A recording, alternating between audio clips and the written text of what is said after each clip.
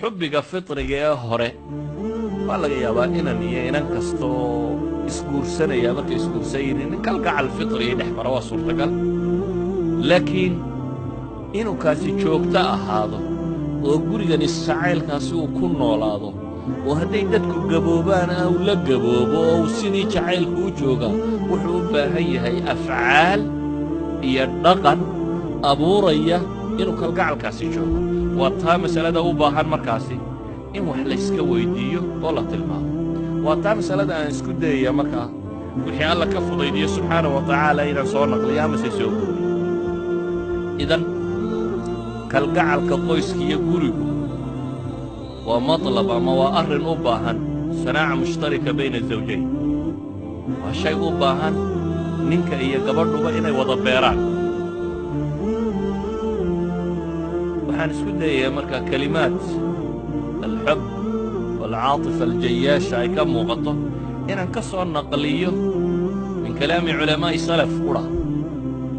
inaan ka soo naqliyo culammadii hore ee muslimiinta iyo waxyaabahay saatan ka yidhaahdeen awalan waxay culammadu yidhaahdaan kalgacalku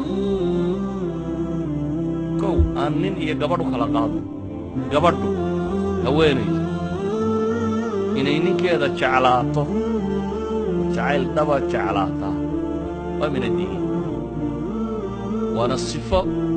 ninkuna uu jecel yahay hadduu gabadhiisa kalgacal ku haysto iyo jacayl uu ka dareemayo waa waxuu ninku jecel yahay taa waxaa u daliila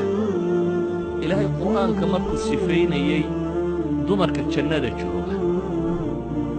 oo ay ka mid yihiin dumarkii mu'minaadka ahaa ee dunida iimaan ku dhintay ahlu jannaa noqda ka mida